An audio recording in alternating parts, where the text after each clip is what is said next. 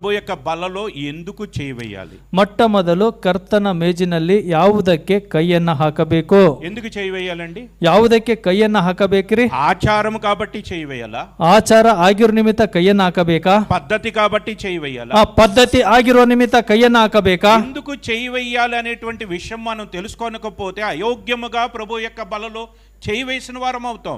ನೋಡಿ, ಯಾವುದಕ್ಕೆ ನಾವು ಮೇಜಿನಲ್ಲಿ ಕೈಯನ್ನು ಹಾಕಬೇಕೆಂಬುದಾಗಿ ತಿಳಿದುಕೊಳ್ಳಲಾರದೆ ಹೋದರೆ ನಾವು ಅಯೋಗ್ಯವಾಗಿ ಕರ್ತನ ಮೇಜಿನಲ್ಲಿ ಪಾಲನ್ನ ಹೊಂದಿದವರಾಗಿರುತ್ತೇವೆ. ఒకవేళ అయోగ్యముగా ప్రభు యొక్క బలలో చేయి వేస్తే, ಅಯೋಗ್ಯವಾಗಿ ಕರ್ತನ ಮೇಜಿನಲ್ಲಿ ನಾವು ಕೈಯನ್ನ ಹಾಕುವುದಾದರೆ ఏమొస్తుందని చెప్తున్నారు? ಏನು ಬರ್ತದೆ ಎಂಬುದಾಗಿ ಆತನು ಹೇಳ್ತಾನೆ. 29ನೇ ವಚನ, ప్రభు శరీరమని వివేచింపక తిని త్రాగువాడు తనకు శిక్షావిధి కలుగుటకై. ಯಾಕೆಂದರೆ ಕರ್ತನ ದೇಹವೆಂದು ಯೋಚಿಸದೆ ತಿಂದು ಕುಡಿಯುವನು, ಹಾಗೆ ತಿಂದು ಕುಡಿಯುವುದರಿಂದ ನ್ಯಾಯ ತೀರ್ಪಿಗೊಳಗಾಗುವನು. కాబట్టి అయోగ్యముగా అంటే ఎందుకు చేయి వేస్తున్నామో తెలియకుండా అందులో చేయి వేస్తే మొట్టమొదటిగా మనకు వచ్చేది శిక్ష. ನೋಡ್ರಿ, ನಾವು ಯಾವುದಕ್ಕೆ ಕೈ ಹಾಕುತ್ತೇವೆ ಎಂಬುದಾಗಿ ತಿಳಿಯಲಾರದೆ ನಾವು ಕೈಯನ್ನು ಹಾಕಿದ್ರೆ, ಅಯೋಗ್ಯವಾಗಿ ಕೈಯನ್ನು ಹಾಕಿದ್ರೆ ನಮಗೆ ಶಿಕ್ಷೆ ಬರ್ತದೆ ಎಂಬುದಾಗಿ 30వ వచనంలో చూచినట్లయితే 30ನೇ ವಚನದಲ್ಲಿ ನಾವು ನೋಡುವುದಾದರೆ బలహీనులమైపోతున్నాము, ನಾವು ಬಲಹೀನರಾಗಿ ಹೋಗುತ್ತೇವೆ, ರೋಗಿಗಳಾಗುತ್ತೇವೆ, నిద్రించే పరిస్థితి, ಕೊನೆಯದಾಗಿ ನಾವು సాయుವಂತವರಾಗಿರುತ್ತೇವೆ. కాబట్టి ప్రభు యొక్క బలలో యోగ్యమైనటువంటి రీతిగా మనం చేయవేయకపోతే వచ్చే పరిణామాలు ఇలాగ ఉంటాయని పౌలు యొక్క పత్రిక ద్వారా హెచ్చరిస్తూ ఉన్నాడు. ಕರ್ತನ ಮೇಜಿನಲ್ಲಿ ನಾವು ಯೋಗ್ಯವಾಗಿ ಪಾಲನ್ನ ಹೊಂದಲಾರದೆ ಹೋದರೆ ಅದರಿಂದ ಬರ್ತಕ್ಕಂಥ ಒಂದು ಪ್ರತಿಫಲ ಏನೆಂಬುದಾಗಿ ಅಪೊಸ್ತಲರಂತ ಪೌಲರವರು ಕೊರಿಂಥೆ ಸಭೆಗೆ ವಾಕ್ಯದ ಮುಖಾಂತರ ಆತನು ಎಚ್ಚರಿಸ್ತಾ ಇದ್ದಾನೆ. ఒకవేళ ప్రభు యొక్క బలలో చేయి వేయకపోతే ఇవి ఉండవని అనుకోవద్దండి. ನೋಡ್ರಿ, ಕರ್ತನ ಮೇಜಿನಲ್ಲಿ ಕೈ ಹಾಕಲಾದ ಹೋದರೆ ಇರುವುದಿಲ್ಲ ಎಂಬುದಾಗಿ ಅಂದುಕೊಳ್ಳಬೇಡಿರಿ. ఒక సేవకుడిని ఒక విశ్వాసి ఈ రీతిగా అడుగుతూ ఉన్నారు. ಒಬ್ಬ ಸೇವಕರನ್ನ ಒಬ್ಬ ವಿಶ್ವಾಸಿ ಈ ವಿಧವಾಗಿ ಕೇಳ್ತಿದ್ದಾರೆ, ఒకవేళ బాప్తిసం పొందిన తర్వాత పాపం చేస్తే ఏమవుతుంది? ದೀಕ್ಷಾಸ್ನಾನ ಮಾಡಿದ ಮೇಲೆ ಪಾಪವನ್ನ, ದೀಕ್ಷಾಸ್ನಾನವನ್ನ ಮಾಡಿಸಿಕೊಂಡ ಮೇಲೆ ಪಾಪ ಮಾಡಿದರೆ ಏನಾಗುತ್ತದೆ? ఏమవుతుంది చెప్పండి? ಏನಾಗುತ್ತದೆ ಹೇಳಿರಿ? చెప్పండి, ఏమవుతుంది? శిక్ష వస్తుంది, ಶಿಕ್ಷೆ ಬರುತ್ತದೆ. ఒకవేళ బాప్తిసం పొందకుండా పాపం చేస్తే శిక్ష రాదా? ನೋಡಿ, ದೀಕ್ಷಾಸ್ನಾನವನ್ನ ಮಾಡಿಸಿಕೊಳ್ಳಲಾರದೆ ಪಾಪ ಮಾಡಿದ್ರೆ ಶಿಕ್ಷೆ ಬರುವುದಿಲ್ಲವಾ? కాబట్టి బాప్తిసం తీసుకుని పాపం చేసినా, బాప్తిసం తీసుకోకుండా పాపం చేసిన శిక్ష అనేది ತಪ್ಪದು. ನೋಡ್ರಿ, ದೀಕ್ಷಾಸ್ಥಾನವನ್ನ ತೆಗೆದುಕೊಂಡು ಪಾಪ ಮಾಡಿದರೆ, ದೀಕ್ಷಾಸ್ಥಾನವನ್ನ ತೆಗೆದುಕೊಳ್ಳದೆ ನಾವು ಪಾಪ ಮಾಡಿದರೆ ಶಿಕ್ಷೆ ಅನ್ನುವಂಥದ್ದು ಖಂಡಿತ ಬಂದೇ ಬರುತ್ತದೆ. కాబట్టి ప్రభు యొక్క బలలో చేయి వేయకపోయినంత మాత్రాన మేము తప్పించుకున్నాం అనుకోవద్దు. ನೀವು ನೋಡ್ರಿ, ಕರ್ತನ ಮೇಜಿನಲ್ಲಿ ನನ್ನ ಕೈ ಹಾಕುವುದಿಲ್ಲ, ನಾನು ತಪ್ಪಿಸಿಕೊಂಡಿದ್ದೇನೆ ಎಂಬುದಾಗಿ ಅಂದುಕೊಳ್ಳಬೇಡಿರಿ. ఏది ఏమైనప్పటికీ శిక్ష నుంచి తప్పించుకోవాలంటే మాత్రము మనల్ని మనం పరీక్షించుకొని యోగ్యమైన రీతిగా బలలో చేయి వేయట తప్ప మరొక మార్గం లేదు. ನೋಡಿ, ಏನಾದರೂ ಕೂಡ ಪರವಾಗಿಲ್ಲ, ನಮ್ಮನ್ನ ನಾವು ಪರೀಕ್ಷೆ ಮಾಡಿಕೊಂಡು ನಾವು ಮೇಜಿನಲ್ಲಿ ಕೈಯನ್ನ ಹಾಕಬೇಕು, ಇಲ್ಲಾಂದ್ರೆ ನಾವು ಶಿಕ್ಷೆಗೆ ಪಾತ್ರರಾಗುತ್ತೇವೆ. కాబట్టి ఈ రోజు ప్రభు యొక్క బలలో ఉన్నటువంటి ఒక ప్రాముఖ్యమైనటువంటి అంశాన్ని మనం క్లుప్తంగా ధ్యానం చేసుకుందాం. ಕರ್ತನ ಮೇಜಿನಲ್ಲಿ ಇರತಕ್ಕಂತ ಒಂದು ವರ್ತಮಾನವನ್ನ ಕ್ಲುಪ್ತವಾಗಿ ಚಿಕ್ಕದಾಗಿ ದೇವರ ವಾಕ್ಯದಲ್ಲಿ ನಾವು ಧ್ಯಾನ ಮಾಡಿಕೊಳ್ಳುತ್ತೇವೆ. కాబట్టి ఈ యొక్క ఆజ్ఞను ఇస్తూ ఈ పద్ధతిని వారికి తెలియచేస్తూ అపోస్తలుడైన పౌలు అంటున్నటువంటి మాట ఏమిటంటే, ಈ ಆಜ್ಞೆಗಳನ್ನ ತಿಳಿಯಪಡಿಸುತ್ತಾ ಈ ಪದ್ಧತಿಗಳನ್ನ ಅವರಿಗೆ ಹೇಳುತ್ತಾ ಅಪೊಸ್ತಲರಂತ ಪೌಲರವರು ಅವರಿಗೆ ತಿಳಿಯಪಡಿಸತಕ್ಕಂಥದ್ದು ಏನು ಅಂದರೆ, నేను దీనిని ప్రభు వలన పొందాను, ನಾನು ಇದನ್ನ ಕರ್ತನಿಂದ ಹೊಂದಿದೆನು. ఈ యొక్క ప్రభు యొక్క శరీరంలో మీరు చేయి వేసేటప్పుడు ఎవరిని జ్ఞాపకం చేసుకోవాలని చెప్తున్నారు? ನೋಡ್ರಿ, ಕರ್ತನ ಮೇಜಿನಲ್ಲಿ ಕೈ ಹಾಕ್ತಕ್ಕಂಥ ಸಂದರ್ಭದಲ್ಲಿ ನೀವು ಯಾರನ್ನ ನೆನಪು ಮಾಡಿಕೋ ಎಂಬುದಾಗಿ ಆತನು ಹೇಳ್ತಿದ್ದಾನೆ. ప్రభు యొక్క పాత్రలోనిది ఆ రక్తమును త్రాగునప్పుడు ఎవరిని జ్ఞాపకం చేసుకోవాలని చెప్తున్నారు? ಕರ್ತನ ಪಾತ್ರೆಯಲ್ಲಿ ನಾವು ಕುಡಿಯುವಾಗ ಯಾರನ್ನ ಜ್ಞಾಪಕ ಮಾಡಿಕೊಳ್ಬೇಕೆಂಬುದಾಗಿ ಅಪೊಸ್ತಲರಂತ ಪೌಲರವರು ಎಚ್ಚರಿಸ್ತಿದ್ದಾರೆ, ತಿಳಿಯಪಡಿಸ್ತಿದ್ದಾರೆ. ఏమని రాయబడి ఉన్నదండి అక్కడ? ಇಲ್ಲಿ ಏನೆಂಬುದಾಗಿ ಬರೆಯಲ್ಪಟ್ಟಿದ್ದಾರೆ, నన్ను జ్ఞాపకం చేసుకోండి. ನನ್ನನ್ನ ಜ್ಞಾಪಕ ಮಾಡಿಕೊಳ್ಳಿರಿ, ನೆನಪು ಮಾಡಿಕೊಳ್ಳಿರಿ. ನನ್ನು ಅಂದರೆ ಕರ್ತನನ್ನ, యేసుక్రీస్తుని జ్ఞాపకం చేసుకో. ನಾವು ಕರ್ತನಾದ ಯೇಸು ಕ್ರಿಸ್ತನವರನ್ನ ಜ್ಞಾಪಕ ಮಾಡಿಕೊಳ್ಳಬೇಕು. అంటే యేసుక్రీస్తుని ఎలా జ్ఞాపకం చేసుకోవాలి? ನಮ್ಮ ಕರ್ತನಾದ ಯೇಸು ಕ್ರಿಸ್ತನವರನ್ನ ಯಾವುದವಾಗಿ ನೆನಪು ಮಾಡಿಕೊಳ್ಳಬೇಕು, ಜ್ಞಾಪಕ ಮಾಡಿಕೊಳ್ಳಬೇಕು? సిలువలో వేలాడుతున్నటువంటి యేసుక్రీస్తుని జ్ఞాపకం చేసుకోవాలి. ನಮ್ಮ ಕರ್ತನಾದ ಯೇಸು ಕ್ರಿಸ್ತನವರು ತೂಗಾಡ್ತಕ್ಕಂಥ ಯೇಸು ಕ್ರಿಸ್ತನವರನ್ನ ನೆನಪು ಮಾಡಿಕೊಳ್ಳಬೇಕು. ఆరాధనలో మనం జ్ఞాపకం చేసుకున్నది అదే కదా. ನಾವು ಆರಾಧನೆಯಲ್ಲಿ ನೆನಪು ಮಾಡಿಕೊಂಡದ್ದು ಇದೇ ಅಲ್ಲವಾ? సిలువలో వేలాడుతున్నటువంటి యేసుక్రీస్తుని చూసినప్పుడు రెండు విషయాలు మనకు మనకు గుర్తు రావాలి. ನೋಡ್ರಿ, ಕರ್ತನಾದ ಯೇಸು ಕ್ರಿಸ್ತನವರು ಶಿಲುಬೆಯಲ್ಲಿ ತೂಗಾಡ್ತಕ್ಕಂಥ ನಮ್ಮ ಕರ್ತನಾದ ಯೇಸು ಕ್ರಿಸ್ತನವರನ್ನ ನಾವು ನೋಡಿದಾಗ, ನೆನಪು ಮಾಡಿಕೊಂಡಾಗ ಎರಡು ವಿಷಯಗಳು ನಮಗೆ ನೆನಪಿಗೆ ಬರಬೇಕು. ఒకటి, ಒಂದು, మనలను ఎంతగా ప్రేమించాడు. ಕರ್ತನು ನಮ್ಮನ್ನ ಎಷ್ಟಾಗಿ ಪ್ರೀತಿಸಿದ್ದಾನೆ. తన ప్రాణము పెట్టినంతగా మనల్ని ప్రేమించాడు. ತನ್ನ ಪ್ರಾಣವನ್ನ ಕೊಡುವಷ್ಟು ಆತನು ಪ್ರೀತಿ ಮಾಡಿದ್ದಾನೆ. రెండవది, ప్రభువు దేవుణ్ణి ఎంత ప్రేమించాడు. ಎರಡನೇದಾಗಿ, ಕರ್ತನು ದೇವರನ್ನ ಎಷ್ಟಾಗಿ ಪ್ರೀತಿಸಿದನು. అసలు ప్రభు ఈ లోకంలోనికి ఎందుకు వచ్చాడు అంటే, ನಿಜವಾಗಿ ನಮ್ಮ ಕರ್ತನವರು ಈ ಲೋಕಕ್ಕೆ ಯಾವುದಕ್ಕೆ ಬಂದರು ಅಂದರೆ, దేవుని యొక్క చిత్తమును నెరవేర్చడానికి వచ్చాడు. ದೇವರ ಚಿತ್ತವನ್ನ ನೆರವೇರಿಸುವುದಕ್ಕೋಸ್ಕರ ಆತನು ಬಂದನು. దేవుని యొక్క చిత్తం ఏమిటి అంటే, సర్వ మానవాళి కొరకు తన కుమారుడైనటువంటి యేసుక్రీస్తు ప్రాణం పెట్టాలనేటువంటిది దేవుని యొక్క చిత్తం. ದೇವರ ಚಿತ್ತ ಏನಂದ್ರೆ, ಆ ಪ್ರಪಂಚದಲ್ಲಿರ್ತಕ್ಕಂಥ ಎಲ್ಲ ಮನುಷ್ಯರಿಗೋಸ್ಕರ ನಮ್ಮ ಕರ್ತನಾದ ಯೇಸು ಕ್ರಿಸ್ತನವರು ಪ್ರಾಣವನ್ನ ಕೊಡಬೇಕೆಂಬುದಾಗಿ ದೇವರ ಚಿತ್ತ. కాబట్టి ప్రభువు దేవుని ఎంతగా ప్రేమించాడంటే, తన ప్రాణము పెట్టునంతగా ప్రేమించాడు. ನೋಡ್ರಿ, ದೇವರು ಕರ್ತನನ್ನ ಎಷ್ಟು ಪ್ರೀತಿಸಿದನಂದ್ರೆ ತನ್ನ ಪ್ರಾಣವನ್ನ ಕೊಡುವಷ್ಟು ಆತನು ಪ್ರೀತಿ ಮಾಡಿದನು. అదే రీతిగా మనల్ని ఎంతగా ప్రేమించాడంటే, అదే ప్రాణము పెట్టునంతగా మనల్ని కూడా ప్రేమించాడు. ನೋಡ್ರಿ, ನಮ್ಮ ಕರ್ತನು ಎಷ್ಟು ಪ್ರೀತಿ ಮಾಡಿದನು ನಮ್ಮನ್ನ ಅಂದ್ರೆ, ತನ್ನ ಪ್ರಾಣವನ್ನ ಕೊಡುವಷ್ಟು ಆತ ನನ್ನನ್ನ ನಿನ್ನನ್ನ ಪ್ರೀತಿ ಮಾಡಿದನು. కాబట్టి ఆ యొక్క సిలువలో వేలాడుతున్న ప్రభువును మనం ఎల్లప్పుడూ జ్ఞాపకం చేసుకుంటూ ఉన్నాం. ನೋಡ್ರಿ, ಸಿಲುಬೆಯಲ್ಲಿ ತೂಗಾಡ್ತಕ್ಕಂತ ನಮ್ಮ ಕರ್ತನನ್ನ ಯಾವಾಗಲೂ ಕೂಡ ನಾವು ನೆನಪು ಮಾಡಿಕೊಳ್ಳುತ್ತೇವೆ, ಜ್ಞಾಪಕ ಮಾಡಿಕೊಳ್ಳುತ್ತೇವೆ. మరొక రకంగా కూడా ప్రభువును మనం జ్ఞాపకం చేసుకోవాలి. ಇನ್ನೊಂದು ಕಡೆ ಕೂಡ ನಾವು ನಮ್ಮ ಕರ್ತನನ್ನ ಜ್ಞಾಪಕ ಮಾಡಿಕೊಳ್ಳಬೇಕು. అదే ఈ రోజు మన యొక్క ధ్యానాంశం. అది ಇದೇ ಈ ದಿನದ ಒಂದು ಧ್ಯಾನಾಂಶ ನಮ್ಮದಾಗಿರುತ್ತದೆ. ఆ యొక్క ప్రభువును ఆ రీతిగా జ్ఞాపకం చేసుకొని, ఆ యొక్క మరి క్వాలిటీ అనేటువంటిది మన అందరిలో కూడా ఉండాలి అనేటువంటిది దేవుడు కోరుకుంటున్నాడు. ಅದನ್ನ ನಾವು ಜ್ಞಾಪಕ ಮಾಡಿಕೊಂಡು ನಮ್ಮೆಲ್ಲರಲ್ಲೂ ಕೂಡ ಆ ಒಂದು ಕ್ವಾಲಿಟಿ ಅನ್ನುವಂಥದ್ದು ನಮ್ಮಲ್ಲಿ ಇರಬೇಕೆಂಬುದಾಗಿ ಕರ್ತನು ಆತನು ಎಚ್ಚರಿಸ್ತಾ ಇದ್ದಾನೆ.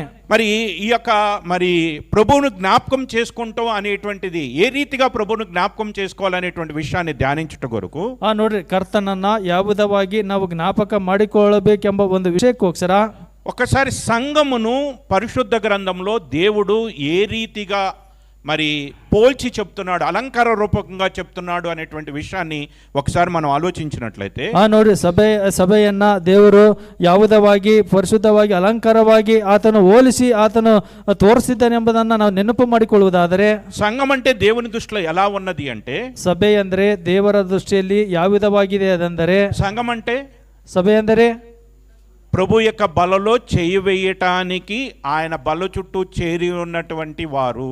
ನೋಡ್ರಿ, ಕರ್ತನ ಮೇಜಿನ ಸುತ್ತಲೂ ಸೇರಿ ಬಂದು ಕರ್ತನ ಮೇಜಿನಲ್ಲಿ ಕೈ ಹಾಕತಕ್ಕಂಥವರು అనగా ప్రభు అయిన యేసుక్రీస్తును విశ్వసించి ఆయన నా కొరకు మరణించాడని ఒప్పుకొని, మరి ఆయన చెప్పినటువంటి రీతిగా మారు మనసు, పాప క్షమాపణ, బాప్తిస్ము పొంది ప్రభు యొక్క బలలో చేయి వేయుటకు ಅರ್ಹత పొందినటువంటి వారు. ಕರ್ತನಾದ ಯೇಸು ಕ್ರಿಸ್ತನವರು ನನಗೋಸ್ಕರ ರಕ್ತ ಸುರಿಸಿ ಮರಣ ಹೊಂದಿ ಸಮಾಧಿ ಮಾಡಲ್ಪಟ್ಟು ಪುನರುತ್ಥಾನ ಆಗಿದ್ದಾರೆ ಎಂಬ ಒಂದು ಅನುಭವದಿಂದ ಸೇರಿ ಬಂದು ಆತನ ಮೇಜಿನಲ್ಲಿ ಕೈ ಹಾಕಲಿಕ್ಕೆ ಸೇರಿ ಬಂದಂತವರು. మరి ఆ యొక్క సంఘమును ప్రభువు ఎలా సంబోధిస్తున్నాడు అంటే, ಆ ಒಂದು ಸಭೆಯನ್ನ ಕರ್ತನವರು ಯಾವುದವಾಗಿ ಆತನ ಸಂಬೋಧಿಸುತ್ತಾನೆ ಅಂದರೆ, ಎಫೆಸೀయులకు రాసిన పత్రిక ಎಫೆಸದವರಿಗೆ ಬರೆದ ಪತ್ರಿಕೆ మొదటి అధ్యాయము ಮೊದಲನೇ ಅಧ್ಯಾಯ 23వ వచనాన్ని అందరం కలిసి చదువుకుందాం. 23ನೇ ವಚನವನ್ನ ಎಲ್ಲರೂ ಕೂಡ ಸೇರಿ ಓದಿಕೊಳ್ತೇವ್ರಿ. ಆ ಸಂಘము ఆయన శరీరము. ಸಭೆಯು ಆತನ ದೇಹವಾಗಿದೆ. ఎవరి శరీరము? ಯಾರ ಒಂದು ಶರೀರವು? సంఘము ఎవరి శరీరము? ಸಭೆಯು ಯಾರ ಶರೀರವು? క్రీస్తు యొక్క శరీరం. ಕ್ರಿಸ್ತನ ಶರೀರವು. సంఘము క్రీస్తు యొక్క శరీరం అయితే క్రీస్తు ఎలాగో ఉన్నాడు? ಸಭೆ ಕ್ರಿಸ್ತನ ಶರೀರ ಆದರೆ ಕ್ರಿಸ್ತನು ಯಾವ ವಿಧವಾಗಿದ್ದಾನೆ? 4వ అధ్యాయము, అదే ఎఫెసీయులకు రాసిన పత్రిక 4వ అధ్యాయము, ಇದೇ ಎಫೆಸದವರಿಗೆ ಬರೆದ ಪತ್ರಿಕೆ 4ನೇ ಅಧ್ಯಾಯ 16వ వచనం. 16ನೇ ವಚನ. ఆయన శిరస్సై ఉన్నాడు. ಆತನೇ ಶಿರಸಾಗಿದ್ದಾನೆ. ఎవరు? ಯಾರು? ప్రభువు శిరస్సై ఉన్నాడు. ಆ ಕರ್ತನವರು ಶಿರಸಾಗಿದ್ದಾರೆ. సంఘము ఏమై ఉన్నదండి? ಆ ಸಭೆ ಏನಾಗಿದೆ ರೀ? ప్రభువు యొక్క శరీరమై ఉన్నది. ಆ ಕರ್ತನ ಒಂದು ಶರೀರವಾಗಿದೆ. మరి ప్రభువు యొక్క శరీరము సంఘం అయితే, ಆ ಕರ್ತನ ಶರೀರ ಸಭೆಯಾದರೆ, మరి సంఘములో ఉన్నటువంటి విశ్వాసులైన మనం ఎలాగున్నాము? ಆ ಸಭೆಯಲ್ಲಿರ್ತಕ್ಕಂಥ ವಿಶ್ವಾಸಿಗಳಾದಂತ ನಾವು ಯಾವುದವಾಗಿದ್ದೇವೆ? కొరింథీయులకు రాసిన మొదటి పత్రిక ಬನ್ನಿರಿ, ಕೊರಿಂಥದವರಿಗೆ ಬರೆದ ಮೊದಲನೇ 6వ ಪತ್ರಿಕೆ అధ్యాయము 6ನೇ ಅಧ್ಯಾಯ 15వ వచనం 17ನೇ ವಚನ. అందరం కలిసి చదువుకుందాం. ಎಲ್ಲರೂ ಕೂಡ ಸೇರಿ ಓದಿಕೊಳ್ತೇವ್ರಿ. మీ దేహములు క్రీస్తునకు అవయములై ఉన్నవని మీరెరుగరా? ನಿಮ್ಮ ಒಂದು ಅವಯವಗಳು ಕರ್ತನಿಗೆ ಶರೀರವಾಗಿದೆ ಎಂಬುದಾಗಿ ಗೊತ್ತಿಲ್ಲವಾ? కాబట్టి ఇప్పుడు క్లియర్ పిక్చర్ మనకు వచ్చేసింది. ನಮಗೆ ಇಲ್ಲಿ ಕ್ಲಿಯರ್ ಪಿಕ್ಚರ್, ಇಲ್ಲಿ ನಾವು ಚಿತ್ರಪಟ ನಮಗೆ ಸಿಕ್ಕಿದೆ. సంఘం అంటే క్రీస్తు యొక్క శరీరము. ಸಭೆ ಅಂದ್ರೆ ಕರ್ತನ ಶರೀರವು. క్రీస్తు సంఘమునకు శిరస్సు. ಕ್ರಿಸ್ತನು ಸಭೆಗೆ ಶಿರಸ್ಸಾಗಿದ್ದಾನೆ. ఆ సంఘములో ప్రభు బల్ల చుట్టూ చేరినటువంటి మనమందరము కూడా ఆ శరీరములో మనందరము అవయములై ఉన్నాము. ಆ ಶರೀರದ ಸುತ್ತಲೂ ಸಭೆಯಲ್ಲಿ ಸೇರಿದಂತ ನಾವೆಲ್ಲರೂ ಕೂಡ ಆ ಒಂದು ಶರೀರಕ್ಕೆ ಗುರುತಾಗಿದ್ದೇವೆ. ఇప్పుడు మనందరము కూడా ప్రభు యొక్క బల్ల చుట్టూ చేరినటువంటి మనందరము ಆ ಕರ್ತನ ಮೇಜಿನ ಸುತ್ತಲೂ ಸೇರಿದಂತ ನಾವೆಲ್ಲರೂ ಕೂಡ ఒక్క రొట్టెలో నుండే మనం తింటున్నామా? వివిధంగా ఎవరికి వాళ్ళు రొట్టెలు తెచ్చుకుని తింటున్నారు. ಆ ಒಂದೇ ರೊಟ್ಟಿಯಲ್ಲಿ ನಾನು ನೀನು ತಿನ್ನುತ್ತಾ ಇದ್ದೇವಾ? ಇಲ್ಲಾಂದ್ರೆ ಯಾವುದೇ ಒಂದು ರೊಟ್ಟಿಯನ್ನ ಅವರು ಇವರು ತಂದದನ್ನ ನಾವು ತಿನ್ನುತ್ತಾ ಇದ್ದೇವಾ? ఒక్క రొట్టెలోనే కదండి, ಆ ಒಂದೇ ರೊಟ್ಟಿ ಇದೆ ಅಲ್ಲವಾ? ఒక్క పాత్రలోనిదే కదండి, ಒಂದೇ ಪಾತ್ರೆ ಇದೆ ಅಲ್ಲವಾ? ఒక్క రొట్టెలోని ఒక్క పాత్రలోనిది. ಒಂದು ರೊಟ್ಟಿಯಲ್ಲಿ ಒಂದು ಪಾತ್ರೆಯಲ್ಲಿ ನಾವು ಅದನ್ನ ತಿಂದು ಕುಡಿತಾ ಇದ್ದೇವೆ. ఒక్క రొట్టెలో ఒక్క పాత్రలోనిది ఎందుకు తినమన్నారు? ಆ ಒಂದೇ ರೊಟ್ಟಿಯಲ್ಲಿ ಒಂದೇ ಪಾತ್ರೆಯಲ್ಲಿ ಯಾವುದಕ್ಕೆ ತಿನ್ನು ಯಾವುದಕ್ಕೆ ಕುಡಿ ಎಂಬುದಾಗಿ ಆತನು ಹೇಳಿದ್ದಾನೆ. ఒక కుటుంబాన్ని జ్ఞాపకం చేసుకున్నాం అనుకో. ಒಂದು ಕುಟುಂಬವನ್ನ ಜ್ಞಾಪಕ ಮಾಡಿಕೋ. ఒక కుటుంబంలో 5గురు ఉన్నారు అనుకోండి. ಒಂದು ಕುಟುಂಬದಲ್ಲಿ 5 ಮಂದಿ ಜನರಿದ್ದಾರೆ. ఆ 5గురు కలిసి ఒకే పొయ్యి మీద వంట చేసుకుని తింటారు. ఎవరి కాళ్ళు 5గురు విడివిడిగా పొయ్యి మీద వంట చేసుకుని తింటారు. ನೋಡ್ರಿ, 5 ಮಂದಿ ಒಂದು ಕುಟುಂಬದಲ್ಲಿ ಇದ್ದಾರೆ. 5 ಮಂದಿ ಒಂದೇ ಒಲೆಯ ಮೇಲೆ ಅಡಿಗೆಯನ್ನ ಮಾಡಿಕೊಂಡು ತಿನ್ನುತ್ತಾರಾ? ಇಲ್ಲಾಂದ್ರೆ ಬೇರೆ ಬೇರೆ ಒಲೆಯನ್ನ ಮಾಡಿಕೊಂಡು 5 ಜನನು ಕೂಡ 5 ಒಲೆಯನ್ನು ಇಟ್ಟುಕೊಂಡು ಅವರು ಅಡಿಗೆಯನ್ನ ಮಾಡಿಕೊಂಡು ಊಟ ಮಾಡುತ್ತಾರಾ? చెప్పండి, ఎలా తింటారు? ಯಾವುದ ಬಗ್ಗೆ ಹೇಳುತ್ತಾರೆ ಹೇಳಿರಿ? ఒకే కుండలో వండుకున్న దాన్ని తింటారు. ಆ ಒಂದೇ ಪಾತ್ರೆಯಲ್ಲಿ ಬೇಯಿಸಿಕೊಂಡದನ್ನ ಮಾಡಿಕೊಂಡದನ್ನ ತಿನ್ನುತ್ತಾರೆ. ఒకే పాత్రలోనిది త్రాగుతారు. ಆ ಒಂದೇ ಪಾತ್ರೆಯಲ್ಲಿ ಮಾಡಿದ್ದನ್ನ ಅವರು ಕುಡಿಯುತ್ತಾರೆ. అంటే ఒక్క రొట్టెలోనిది తినటం, ఒక్క పాత్రలోనిది త్రాగటం దేనిని సూచిస్తుంది అంటే, ಆ ಒಂದೇ ಪಾತ್ರೆಯಲ್ಲಿ ತಿನ್ನುವುದನ್ನ, ಒಂದೇ ರೊಟ್ಟಿಯಲ್ಲಿ ತಿನ್ನುವುದನ್ನ, ಒಂದೇ ಪಾತ್ರೆಯಲ್ಲಿ ಕುಡಿಯುವುದನ್ನ ಅದು ಏನನ್ನ ತೋರಿಸುತ್ತದೆ? ఒక్కటిగా ఉండటాన్ని సూచిస్తుంది. ಒಂದೇ ಆಗಿರುವುದನ್ನ ಅದು ತೋರಿಸುತ್ತದೆ. శరీరాలు ఎన్ని ఉంటాయి చెప్పండి? ಆ ಶರೀರಗಳು ಎಷ್ಟಿವೆ ಹೇಳಿರಿ? ఎఫెసీ పత్రికలోనే ఇందాక మనం చదువుకున్న దాంట్లోనే అక్కడ మనం చూసినట్లయితే ನೋಡಿ, ಎಫೆಸ 4వ అధ్యాయము 4వ వచనంలో ಎಫೆಸದವರಿಗೆ ಬರೆದ ಪತ್ರಿಕೆಯಲ್ಲಿ ನಾವು ಈಗ ಓದಿಕೊಂಡೆವು. ಎಫೆಸದವರಿಗೆ ಬರೆದ ಪತ್ರಿಕೆ 4ನೇ ಅಧ್ಯಾಯ 4ನೇ ವಚನದಲ್ಲಿ ನಾವು ನೋಡ್ತೇವೆ. ఎన్ని శరీరాలు ఉన్నాయి? ಎಷ್ಟು ಶರೀರಗಳಿದಾವೆ? శరీరము ఒక్కటి. శరీరం అంటే ನೀವೆಲ್ಲರೂ ಒಂದೇ ದೇಹಕ್ಕೆ ಸೇರಿದವರು. ಶರೀರ ಅಂದ್ರೆ ఏమి? శరీరం అంటే ఏమిటి? ಶರೀರ ಅಂದ್ರೆ ಏನು? సంఘము. ಸಭೆ. సంఘాలు ఎన్ని ఉన్నాయి? ಸಭೆಗಳು ಎಷ್ಟಿವೆ? ఒక్కటే ఉంటుంది, ಒಂದೇ ಇದೆ. ప్రభువైన యేసుక్రీస్తు తిరిగి వచ్చినప్పుడు ఎత్తబడేటువంటిది ఒక్క సంఘమే. ನೋಡ್ರಿ, ನಮ್ಮ ಕರ್ತನಾದ ಯೇಸು ಕ್ರಿಸ್ತನವರು ತಿರುಗಿ ಮಧ್ಯ ಆಕಾಶಕ್ಕೆ ಬರುವಾಗ ಎತ್ತಲ್ಪಡ್ತಕ್ಕಂಥದ್ದು ಸಭೆ ಒಂದೇ. అదే సార్వత్రిక సంఘం. ಅದೇ ಸಾರ್ವತ್ರಿಕ ಸಭೆ. అది రోమాలో ఉన్నటువంటి సంఘమైనా, ಅದು ರೋಮಾದಲ್ಲಿ ಇರ್ತಕ್ಕಂಥ ಸಭೆ ಆಗಿರಬಹುದು, గలతీలో ఉన్న ಅದು సంఘమైనా, ಗಲಾತ್ಯದಲ್ಲಿ ಇರ್ತಕ್ಕಂಥ ಸಭೆ ಆಗಿರಬಹುದು, అది ఎఫెసీలో ಅದು ಎಫೆಸದಲ್ಲಿ ಇರ್ತಕ್ಕಂಥ ಸಭೆ ಆಗಿರಬಹುದು, అది కొలసీలో ಅದು ఉన్న, ಕೊಲೆಸೆಯಲ್ಲಿ ಇರ್ತಕ್ಕಂಥ ಸಭೆ ಆಗಿರಬಹುದು, అది హెబ్రోనైనా, ಅದು ಹೆಬ್ರೋನಲ್ಲಿ ಇರ್ತಕ್ಕಂಥ ಸಭೆ ಆಗಿರಬಹುದು, CSI అయినా, ಅದು CSI ಸಭೆ ಆಗಿರಬಹುದು, మరి ఏదైనప్పటికీ కూడా ಅದು ಯಾವುದಾದರೂ ಕೂಡ ಆಗಿರಬಹುದು. ఇవన్నీ కలిస్తేనే సార్వత్రిక సంఘం. ಇವೆಲ್ಲವೂ ಕೂಡ ಸೇರಿದ್ರೆ ಅದು ಸಾರ್ವತ್ರಿಕ ಸಭೆ ಆಗಿರುತ್ತದೆ. అయితే ఈ సంఘములుగా సహవాసములుగా ఉన్నటువంటి అన్నీ కూడా అవయవాలుగా కనబడుతూ ఉన్నాయి. ಆ ಸಭೆಯಲ್ಲಿ ನಾನು ನೀನು ಸೇರ್ತಕ್ಕಂಥ ನಾವೆಲ್ಲರೂ ಕೂಡ ಆತನಿಗೆ ಅವಯವಗಳಾಗಿ ಕಾಣಿಸುತ್ತಾ ಇದ್ದೇವೆ. ఇప్పుడు శరీరంలో ఉన్న అవయవాలు ఎలా పనిచేయాలి? ಆ ಶರೀರದಲ್ಲಿರ್ತಕ್ಕಂಥ ಅವಯವಗಳು ಯಾವುದವಾಗಿ ಕೆಲಸ ಮಾಡಬೇಕು? మన శరీరంలో అనేక అవయవాలు ఉన్నాయి. ನಮ್ಮ ಶರೀರದಲ್ಲಿ ಅನೇಕ ಅವಯವಗಳಿರುತ್ತವೆ. కన్ను ఉన్నది, ಆ ಕಣ್ಣಿವೆ, చెవులు ఉన్నాయి, ನೋಡಿ ಕಿವಿಗಳಿವೆ, చేతులు ఉన్నవి, ಆ ಕೈಗಳಿವೆ, కాళ్ళు ಆ ఉన్నవి. ಕಾಲುಗಳಿವೆ. ఈ కన్ను గాని, చెవు గాని, నోరు గాని, ముక్కు గాని, కాలు గాని, చెవి గాని దేనికోసం పనిచేయాలి? ನೋಡ್ರಿ, ಈ ಕಣ್ಣಾಗಿರ್ಬೋದು, ಮೂಗಾಗಿರ್ಬೋದು, ಕೈ ಆಗಿರ್ಬೋದು, ಕಾಲಾಗಿರ್ಬೋದು, ಇವತ್ತು ಶಾಶ ಆಗಿರ್ಬೋದು, ಬಾಯಿ ಆಗಿರ್ಬೋದು, ಯಾವುದಕ್ಕೋಸ್ಕರ ಕೆಲಸ ಮಾಡಬೇಕು? మనం నడుస్తూ ఉన్నప్పుడు ನಾವು ನಡೆಯುತ್ತಕ್ಕಂಥ మన ಸಂದರ್ಭದಲ್ಲಿ కాలికి దెబ్బ తగిలింది అనుకో, ನಮ್ಮ ಒಂದು ಕಾಲಿಗೆ ಗಾಯ ಆಯ್ತು ಎಂಬುದಾಗಿ ಅಂದುಕೊಳ್ಳಿರಿ. ఏం చేస్తాం చెప్పండి? ನಾವು ಏನು ಮಾಡುತ್ತೇವೆ ಹೇಳಿರಿ? కాలుకు దెబ్బ బాగా జరిగితే వెంటనే ప్రతిస్పందన ఎక్కడి నుంచి వస్తుంది? ನೋಡ್ರಿ, ಕಾಲಿಗೆ ಗಾಯ ಆದಾಗ ಪ್ರತಿಸ್ಪಂದನ ಎಲ್ಲಿಂದ ಬರ್ತದೆ? ఎక్కడి నుంచి వస్తుందండి? ಎಲ್ಲಿಂದ ಬರ್ತದ್ರಿ? నోట్లో నుంచి వస్తుంది. ಬಾಯಿಂದ ಬರ್ತದೆ. భరించలేని బాధ అయితే ಸಹಿಸಲಾರದಂತ ಬಾಧೆ ಆದರೆ కంటిలో నుంచి ఏమొస్తుంది? ಆ ಕಣ್ಣಿನಿಂದ ಏನು ಬರ್ತದೆ? ನೀರು వస్తుంది. ನೀರು ಬರ್ತದೆ. ఆ దెబ్బ ఎక్కడ తగిలిందో అక్కడికి మన చెయ్యి వెళ్ళి ఏం చేస్తుంటో చెప్పండి.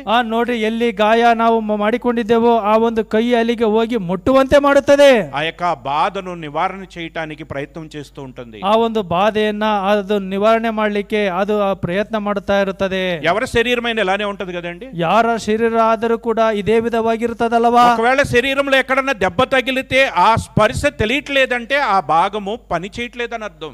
ನೋಡಿ, ಶರೀರದಲ್ಲಿ ಎಲ್ಲಾದರೂ ಗಾಯ ನಾವು ಮಾಡಿಕೊಂಡಿದ್ದೇವೆ, ಆ ಒಂದು ಅಲ್ಲಿ ಶರೀರದಲ್ಲಿ ಅದು ಕೆಲಸ ಮಾಡ್ತಿಯಲ್ಲ, ಅವತ್ತು ಗಾಯದ ಹತ್ರ ಅಂದ್ರೆ ಈ ಶರೀರ ಅದು ಕೆಲಸ ಮಾಡ್ತಿಯಲ್ಲ ಎಂಬುದಾಗಿದ್ದರ ಅರ್ಥ.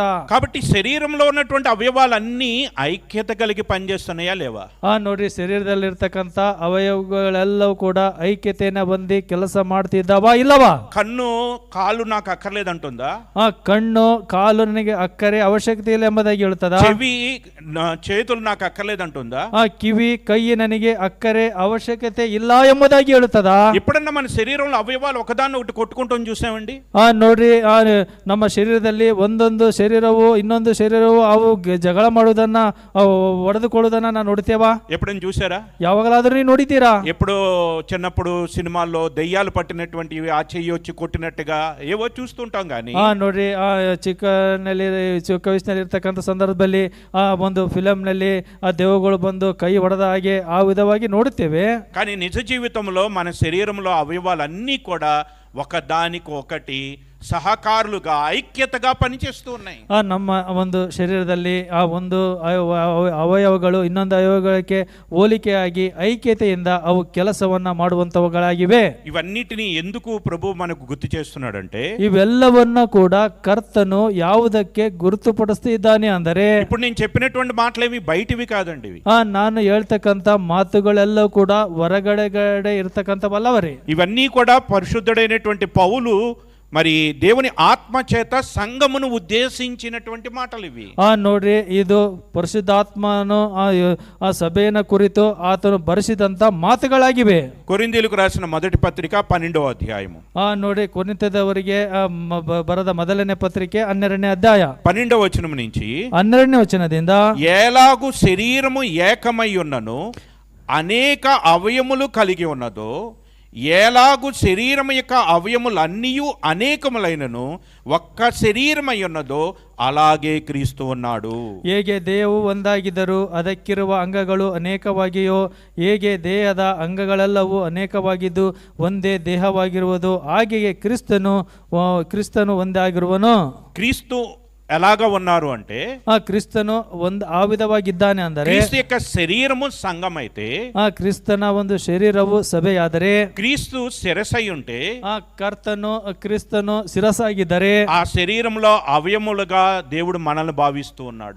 ನೋಡ್ರಿ, ಕ್ರಿಸ್ತನು ನಮ್ಮನ್ನ ಅವಯವಗಳಾಗಿ ಭಾವಿಸ್ತಿದ್ದಾನೆ. మన శరీరంలో ఉన్న అవయవాలన్నీ ఏకముగా ఎలాగ పనిచేస్తున్నాయో, ನಮ್ಮ ಶರೀರದಲ್ಲಿರ್ತಕ್ಕಂಥ ಅವಯವಗಳೆಲ್ಲ ಕೂಡ ಒಂದೇ ರೀತಿಯಾಗಿ ಯಾವ ವಿಧವಾಗಿ ಕೆಲಸ ಮಾಡುತ್ತವೆಯೋ, ప్రభు యొక్క బలలో చెయ్యి వేసే మనందరిలో కూడా అదే ఐక్యత మరి ఏకత్వం అనేది ఉండాలనేది బల్లను ఏర్పాటు చేయటంలో దేవుని యొక్క ఉద్దేశం. అది ಮೇಜಿನಲ್ಲಿ ಕೈ ಹಾಕ್ತಕ್ಕಂಥ ಪ್ರತಿಯೊಬ್ಬರು ಕೂಡ ಒಂದೇ ರೀತಿಯಾಗಿ ಒಂದೇ ವಿಧವಾಗಿ ಅವು ಕೆಲಸ ಮಾಡಬೇಕೆಂಬುದಾಗಿ ಮೇಜಿನಲ್ಲಿ ಕೈ ಹಾಕ್ತಕ್ಕಂಥ ನಮ್ಮೆಲ್ಲರಿಗೂ ಕೂಡ ಆತನು ತಿಳಿಯಪಡಿಸ್ತಿದ್ದಾನೆ. 26వ వచనంలో మనం చూసినట్లయితే, 26ನೇ ವಚನದಲ್ಲಿ ನಾವು ನೋಡುವುದಾದರೆ, కాగా ఒక అవయము శ్రమ పడుచున్నప్పుడు అవయములన్నీ దానితో కూడా శ్రమపడును.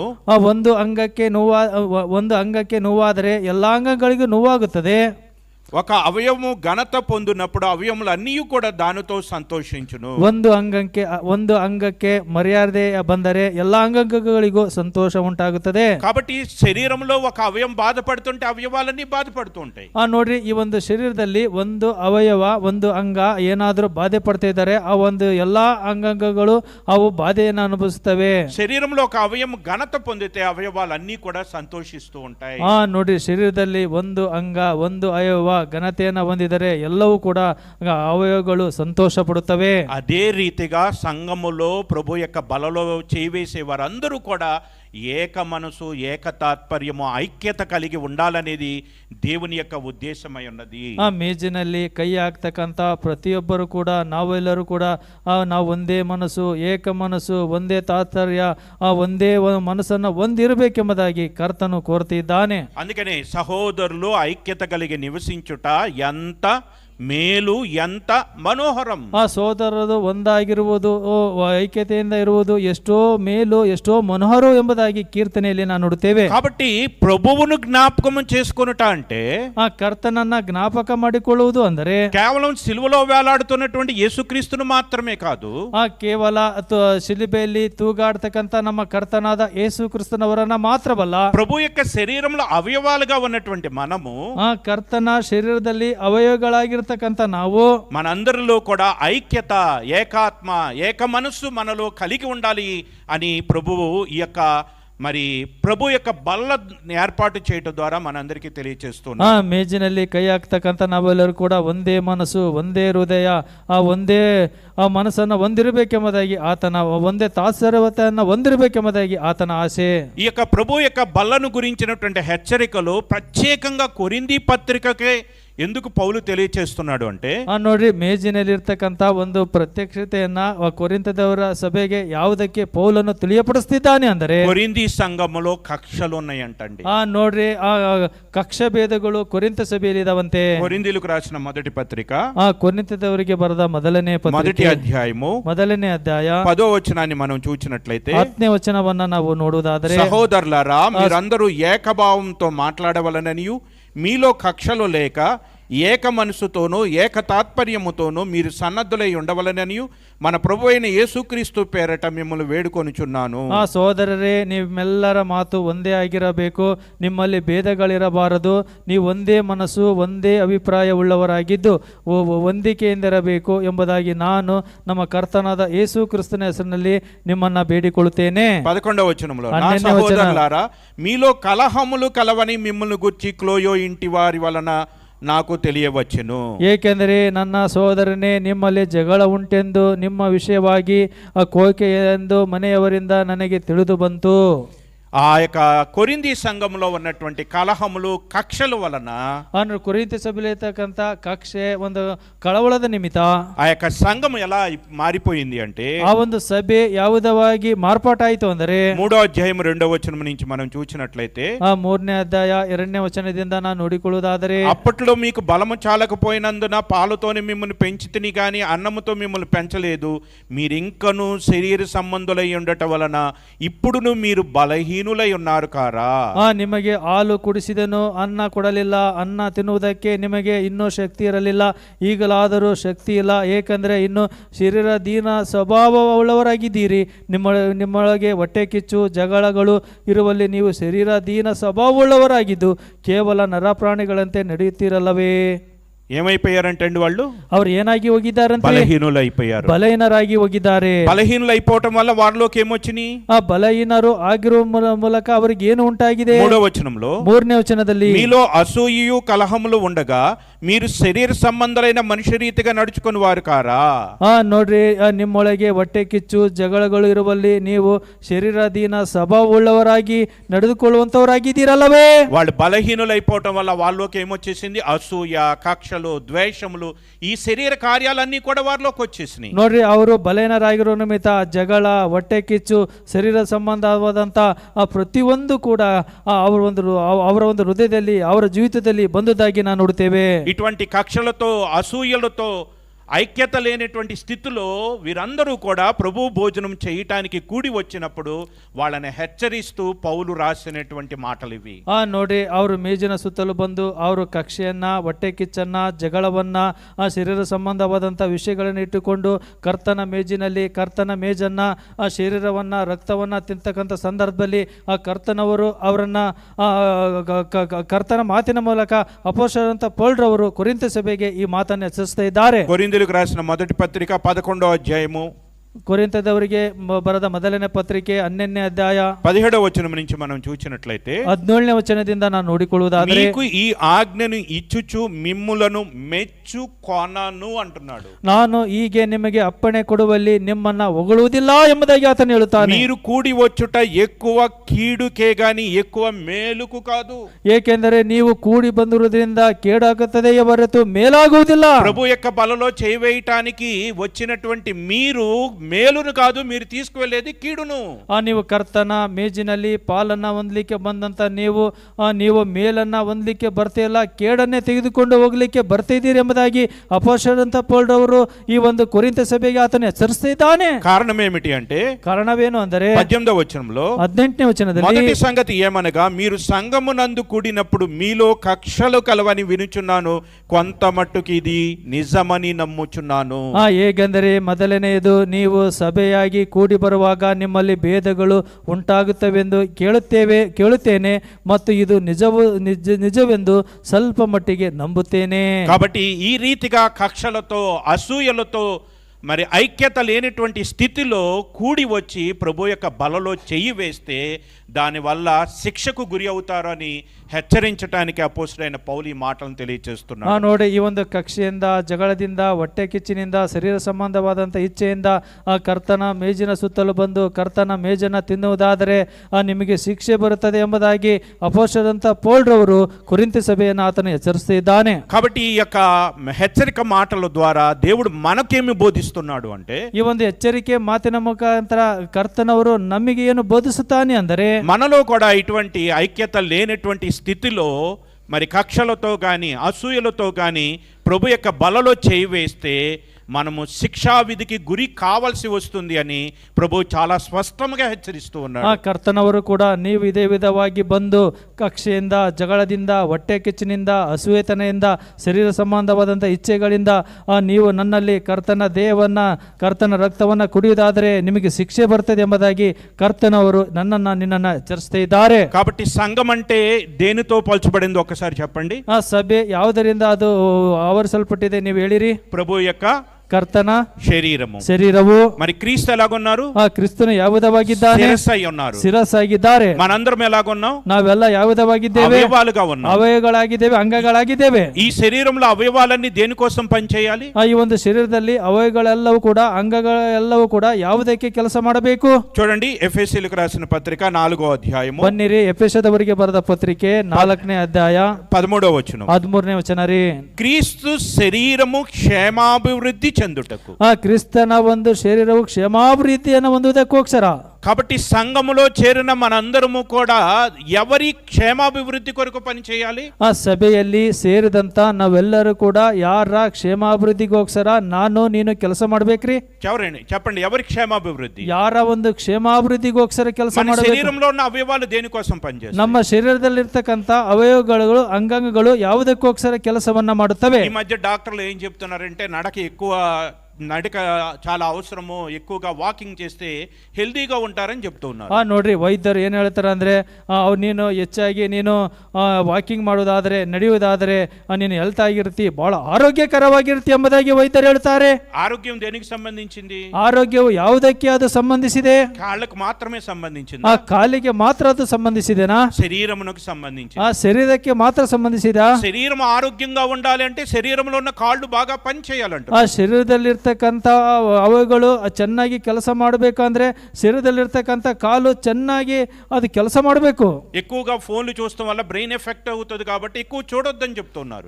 ನೋಡಿ, ಫೋನ್ ಅನ್ನ ನೀವು ಹೆಚ್ಚಿಗೆ ನೋಡಬೇಡ್ರಿ, ಮೆದುಳು ಅಪ್ಸೆಟ್ ಆಗ್ತದೆ ಎಂಬುದಾಗಿ ವೈದ್ಯರು ಹೇಳ್ತಾರೆ. అంటే కన్నులు ఎక్కువగా పని చేయటం వల్ల, అంటే చేయవలసినటువంటి రీతిగా కాకుండా వేరే రీతిగా పని చేయటం వల్ల శరీరానికి ఏం లేకుండా పోతుంది. ನೋಡ್ರಿ, ಕಣ್ಣುಗಳು ಬೇರೆ ಒಂದು ಕೆಲಸ ಮಾಡಲಾರದೆ ಬೇರೆದನ್ನ ನೋಡೋದ್ರ ಮೂಲಕ, ಫೋನನ್ನು ನೋಡೋದ್ರ ಮುಖಾಂತರ ಕಣ್ಣುಗಳು ಏನಾಗುತ್ತವೆ? ಕೆಟ್ಟು ಹೋಗುತ್ತವೆ. శరీరమునకు ఆరోగ్యము క్షీణించిపోతుంది.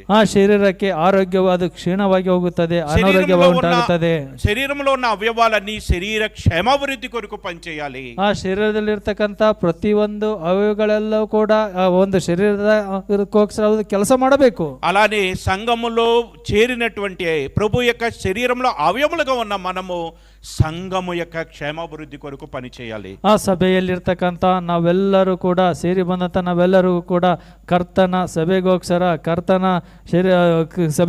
ನಾವು ಕೆಲಸ ಮಾಡುವಂತವರಾಗಿರಬೇಕು. సంఘము క్షేమాభివృద్ధి ఎలా చెందుతుంది అంటే ಸಭೆ ಯಾವ ವಿಧವಾಗಿ ಕ್ಷೇಮಾಭಿವೃದ್ಧಿಯನ್ನು ಹೊಂದುತ್ತದೆ ಅಂದರೆ రండి ఒకసారి అపోస్తల కార్యములో ఆది అపోస్తల సంఘము ఎలా క్షేమాభివృద్ధి చెందింది. ಆದಿ ಸಭೆ ಯಾವ ವಿಧವಾಗಿ ಅದು ಕ್ಷೇಮಾಭಿವೃದ್ಧಿಯನ್ನು ಹೊಂದುತ್ತಿ ಎಂಬುದಾಗಿ ನಾನು ನೋಡುವುದಾದರೆ అపోస్తల కార్యములు ಬನ್ನಿರಿ ಅಪೊಸ್ತಲರ ಕೃತ್ಯಗಳು మొదటి అధ్యాయము ಮೊದಲನೇ ಅಧ್ಯಾಯ 14వ వచనంలో మనం చూచినట్లయితే 14ನೇ ವಚನದಲ್ಲಿ ನಾನು ನೋಡುವುದಾದರೆ వీరందరూ వీరితో కూడా కొందరు స్త్రీలను యేసు తల్లి అయిన మరియు ఆయన సహోదరులను ఏక మనస్సుతో ఎడతెగక ప్రార్థన చేయుచుండిరి. ಇವರೆಲ್ಲರೂ ಏಕ ಮನಸ್ಸಾಗಿ ದೇವರ ಪ್ರಾರ್ಥನೆಯಲ್ಲಿ ನಿರತರಾಗಿದ್ದರು. ಕೆಲವು ಮಂದಿ ಹೆಂಗಸರು ಯೇಸುವಿನ ತಾಯಿಯಾದ ಮರಿಯಳು ಆತನ ತಮ್ಮಂದಿರು ಅವರ ಸಂಗಡ ಇದ್ದರು. ఎలా ఉన్నారంటండి? ಅವರು ಯಾವುದವಾಗಿದ್ದಾರಂತೆ? ఎలా ప్రార్థన చేస్తున్నారు వాళ్ళు? ಅವರು ಯಾವುದವಾಗಿ ಪ್ರಾರ್ಥನೆ ఏక మనస్సుతో ప్రార్థిస్తున్నారు. ಏಕ ಮನಸ್ಸಿನಿಂದ ಒಂದೇ ಮನಸ್ಸಿನಿಂದ ಅವರು ಪ್ರಾರ್ಥನೆಯನ್ನ ಮಾಡ್ತಿದ್ದರು. 2వ అధ్యాయం 46వ వచనం. 2ನೇ ಅಧ್ಯಾಯ 46ನೇ ವಚನ. వారు ఏక మనస్సులై ప్రతిదినము దేవాలయంలో తప్పక కూడుకొనుచు. ಅವರು ದಿನಲೂ ಏಕ ಮನಸ್ಸಿನಿಂದ ದೇವಾಲಯದಲ್ಲಿ ಕೂಡುತ್ತಾ ಮನೆಗಳಲ್ಲಿ ರೊಟ್ಟಿ ವಿರಿಚುಚು. ಕೂಡುತ್ತಾ ಮನೆಗಳಲ್ಲಿ ರೊಟ್ಟಿ ಮುರಿದು ಉಲ್ಲಾಸ దేవుని స్తుతించుచు. ದೇವರನ್ನ ಸ್ತುತಿ ಮಾಡುತ್ತಾ ప్రజలందరి వలన దయ పొందిన వారై ಜನರೆಲ್ಲರ ದಯವನ್ನ ಹೊಂದಿದವರಾಗಿ ఆనందముతోను నిష్కపటమైన హృదయముతోను ఆహారము పుచ్చుకొనుచుండిరి. ಆನಂದದಿಂದ ನಿಷ್ಕಪಟವಾದ ಕಪಟದಿಂದ ಅವರು ಊಟ ಮಾಡುತ್ತಾ ಇದ್ದರು. ఈ రీతిగా వాళ్ళు ఏక మనసుతో ఐక్యతతో వారు మరి ఆ రీతిగా పరిచర్యను జరిగిస్తుండటం వలన ಏಕ ಮನಸ್ಸಿನಿಂದ ಅವರು ಆ ವಿಧವಾಗಿ ಸೇವೆಯನ್ನ ಮಾಡುತ್ತಿರುವ ನಿಮಿತ್ತ 9వ అధ్యాయం 31వ వచనం. ಅಪೊಸ್ತಲರ ಕೃತ್ಯಗಳು 9ನೇ ಅಧ್ಯಾಯ 31ನೇ ವಚನದಲ್ಲಿ కావున యోదయ గలిలయ సమరయ దేశముల యందుట సంఘము క్షేమాభివృద్ధి పొందుచు సమాధానము కలిగి ఉండెను. ಹೀಗಿರಲಾಗಿ ಯೂದಯ ಗಲಿಲೆಯ ಸಮರ್ಯ ಸೀಮೆಗಳಲ್ಲಿದ್ದ ಸಭೆಯ ಸಮಾಧಾನ ಹೊಂದಿತ್ತು.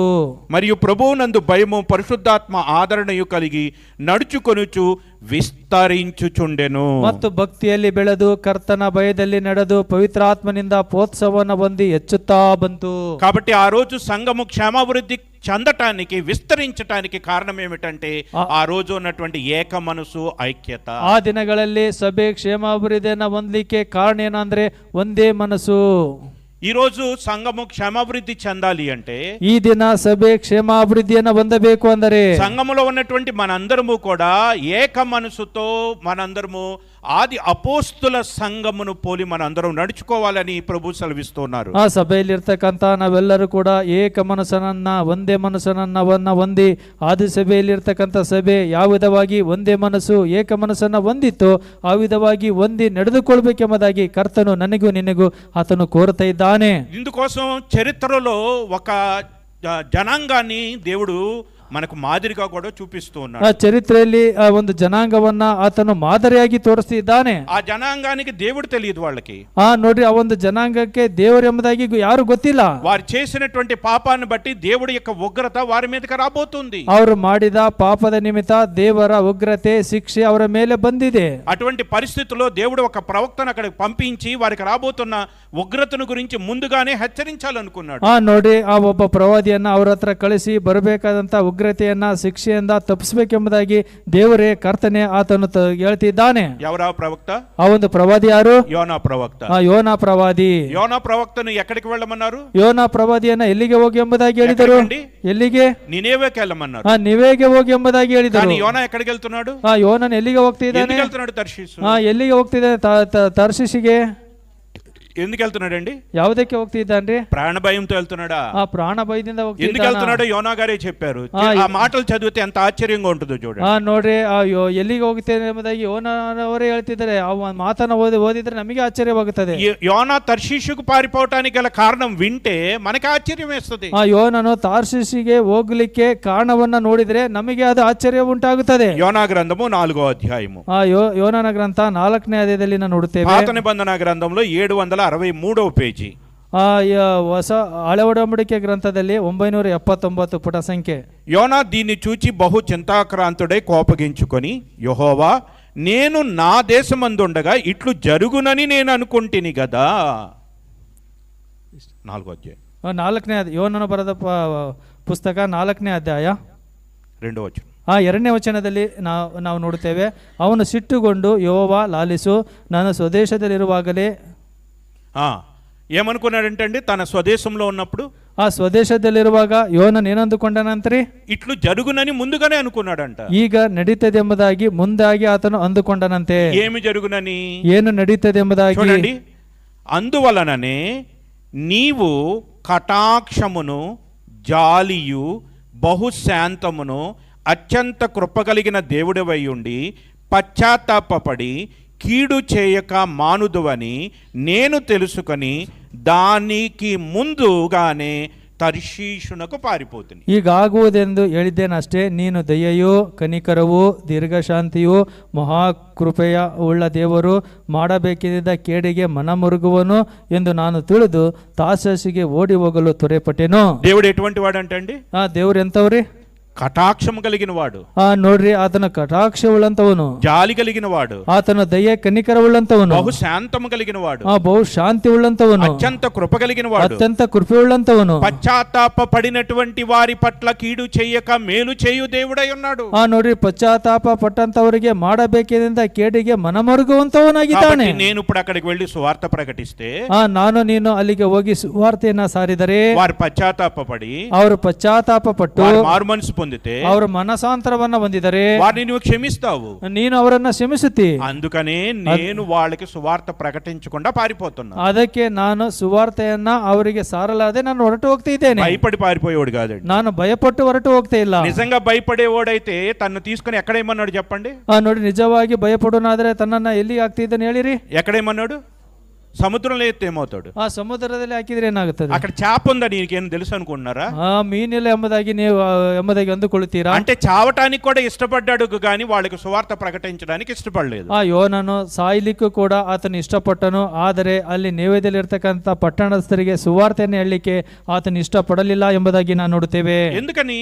ಯಾವುದಕ್ಕೋಸ್ಕರ? ఎందుకని ఆయన ఆ జనాంగం మీద ఈయనకి అంత కోపం ఎందుకు? ಆ ಒಂದು ಜನಾಂಗದ ಮೇಲೆ ಯೋನನಿಗೆ ಅಷ್ಟು ಕೋಪ ಯಾವುದಕ್ಕೆ? అక్కడ ఉన్నటువంటి 1,20,000 మంది చనిపోవాలని ఎందుకు కోరుకుంటున్నాడు? ಅಲ್ಲಿ ಇರ್ತಕ್ಕಂಥ 1,20,000 ಮಂದಿ ಅಲ್ಲಿ ಸಾಯಬೇಕೆಂಬುದಾಗಿ ಯೋನನು ಯಾವುದಕ್ಕೆ ಕೋರಿಕೊಳ್ತಿದ್ದಾನೆ? దేవుని ఉగ్రత రావాలని ఎందుకు కోరుకుంటున్నాడు? ಅವರ ಮೇಲೆ ದೇವರ ಉಗ್ರತೆ ಬರಬೇಕೆಂಬುದಾಗಿ ಯೋನನು ಯಾವುದಕ್ಕೆ ಕೋರಿಕೊಳ್ತಿದ್ದಾನೆ? కారణం ఏమిటి అంటే, ಕಾರಣವೇನು ಅಂದರೆ ఆ యొక్క నినేవె పట్టణం అనేటువంటిది అషూరు రాజధాని. అది ಆ ನಿಶೂವ ಪಟ್ಟಣ ಅನ್ನೋ ಅಶೂರ ರಾಜಧಾನಿ. ಅದು అషూరీయులు ఎవరంటే ఇశ్రాయేల్ యొక్క శత్రువులు. ಅಶೂರರು ಯಾರು ಅಂದ್ರೆ ಇಸ್ರಾಯೇಲರ ಒಂದು ಶತ್ರುಗಳು. ఇశ్రాయేలీయులను చెరలోనికి తీసుకుని వెళ్ళింది ఎవరు అంటే అషూరు రాజు. ನೋಡಿ, ಇಸ್ರಾಯೇಲರನ್ನ ಸೆರೆಗೆ ತೆಗೆದುಕೊಂಡು ಹೋಗಿದ್ದು ಯಾರು ಅಂದ್ರೆ ಅಶೂರನ ರಾಜನು. అది ధర్మశాస్త్ర కాలం కాబట్టి, ಅದು ಧರ್ಮಶಾಸ್ತ್ರ ಕಾಲವಾಗಿರುವ ನಿಮಿತ್ತ శత్రువుల మీదకి దేవుని ఉగ్రత రావాలని కోరుకునేటువంటి కాలం కాబట్టి, ಆ ಶತ್ರುವಿನ ಮೇಲೆ ದೇವರ ಉಗ್ರತೆ ಬರಬೇಕೆಂಬುದಾಗಿ ಕೋರಿಕೊಂಡಂತ ಕಾಲವಾಗಿರೋ ನಿಮಿತ್ತ వారు చేసినటువంటి పాపమును బట్టి దేవుని ఉగ్రత వారికి మీదకి రావాలని కోరుకుని అతడు ఆ యొక్క తర్షీషునకు వెళ్ళటానికి అతడు సిద్ధపడి పారిపోయాడు. ಅವರಿಗೆ ಆ ಕೋಪ ಬರಬೇಕೆಂಬುದಾಗಿ ಹೇಳಿಬಿಟ್ಟು ಯೋನನನ್ನು ಆತನ ನೇವಿಗೆ ಹೋಗದ ಬಿಟ್ಟು ತಾರ್ಷೀಷಿಗೆ ಹೋಗಿದ್ದಾಗಿ ನಾವು ನೋಡ್ತೇವೆ. అయితే ఈ యొక్క నినేవె పట్టణస్థులు ఈరోజు మరి ప్రభు యొక్క సంఘముగా ఉన్నటువంటి మనకు ఒక మాదిరికరంగా ఉన్నారు వీళ్ళు. ನೋಡ್ರಿ, ನೇವಿಯ ಪಟ್ಟಣದಲ್ಲಿರ್ತಕ್ಕಂಥ ಸಭೆಯವರು ನಾವು ದೇವರ ಮಕ್ಕಳಿಗೆ ಅವರು ಏನಾಗಿದ್ದಾರೆ? ಸಾದೃಶ್ಯವಾಗಿದ್ದಾರೆ. ఏమైంది చెప్పండి?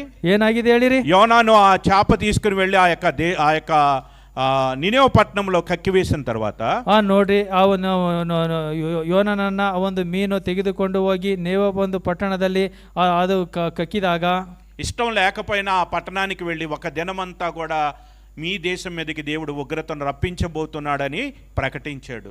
ನೋಡ್ರಿ, ಆ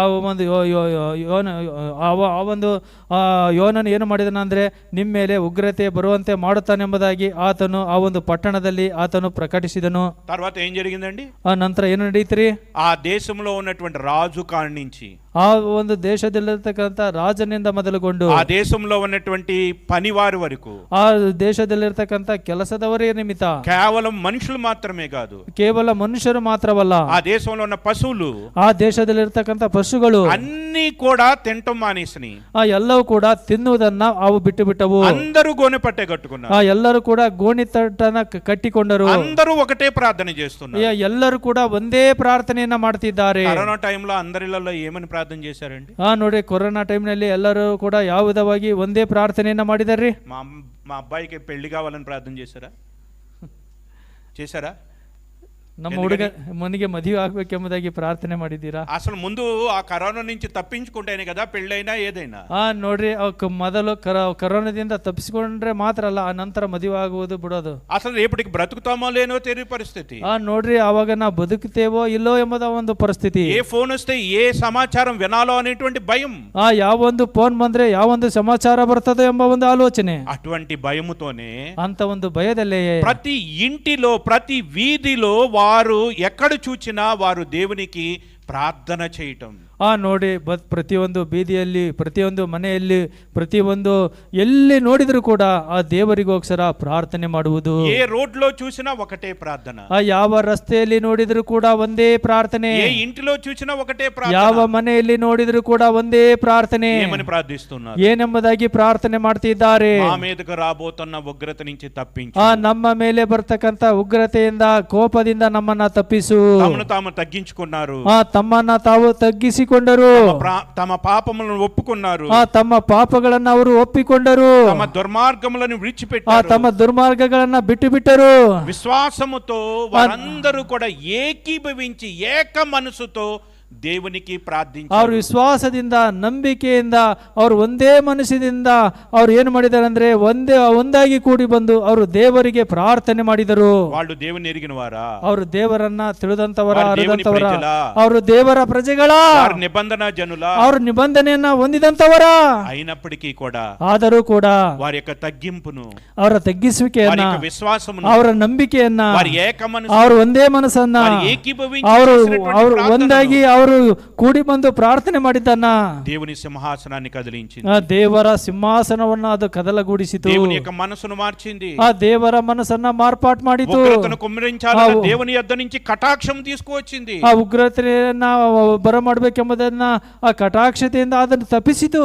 ఆ యొక్క నినేవ పట్టణస్థుల గురించి ప్రభు అయిన యేసుక్రీస్తు ఎంత గొప్పగా మాట్లాడుతున్నారు. ಆ ನಿವೇಯ ಪಟ್ಟಣವನ್ನ ಕುರಿತು ನಮ್ಮ ಕರ್ತನಾದ ಯೇಸು ಕ್ರಿಸ್ತನವರು ದೇವರು ಎಷ್ಟಾಗಿ ಮಾತನಾಡ್ತಿದ್ದಾರೆ ಅಂದರೆ, మత్తయి రాసిన సువార్త 12వ అధ్యాయం, ಮತ್ತೇನು ಬರೆದ ಸುವಾರ್ತೆ 12ನೇ ಅಧ್ಯಾಯ 41వ వచనాన్ని మనం చూసినట్లయితే, 41ನೇ ವಚನವನ್ನ ನಾನು ನೋಡುವುದಾದರೆ, నినేవ వారు యెహోవా ప్రకటన విని మారు మనసు పొందిరి కనుక విమర్శ సమయమున నినేవ వారు ఈ తరము వారితో నిలవబడి వారి మీద నేరస్థాపన చేతురు. ಆ ನ್ಯಾಯ ವಿಚಾರಣೆಯಲ್ಲಿ ನೀವೇ ಪಟ್ಟಣದವರು ಈ ಸಂತತಿಯವರೊಂದಿಗೆ ನಿಂತು ಇವರನ್ನ ಅಪರಾಧಿಗಳೆಂದು ಹೇಳುವರು. నినేవ వారికి ఏమొచ్చిందటండి? ನೀವೇ ಪಟ್ಟಣದವರಿಗೆ ಏನು ಬಂದಿತಂತೆ? మారు మనసు పొందారు. ಆ ಮನಸಾಂತರವನ್ನ ಹೊಂದಿದರು. మారినటువంటి మనసును ఏక మనసుతో వాళ్ళు ప్రార్థించారు. ಆ ಮನಸಾಂತರ ಹೊಂದಿದಂತ ಮನಸ್ಸಿನಿಂದ, ಒಂದೇ ಮನಸ್ಸಿನಿಂದ ದೇವರನ್ನ ಪ್ರಾರ್ಥನೆ ಮಾಡಿದರು. ఆ రీతిగా చేయటం వలన దేవుని యొక్క సింహాసనము కదిలింపబడి, ಆ ವಿಧವಾಗಿ ಅವರು ಮಾಡುವುದರ ಮೂಲಕ ದೇವರ ಸಿಂಹಾಸನವನ್ನು ಕದಲಿಸಲ್ಪಟ್ಟಿತು. దేవుని యొద్ద నుంచి కృప, కనికరము, జాలి వారు పొందగలిగారు. ಆ ದೇವರ ಇಂದ ಅವರು ದಯೆಯನ್ನ, ಕನಿಕರವನ್ನ, ದೀರ್ಘ ಶಾಂತಿಯನ್ನ ಅವರು ಹೊಂದಿದರು.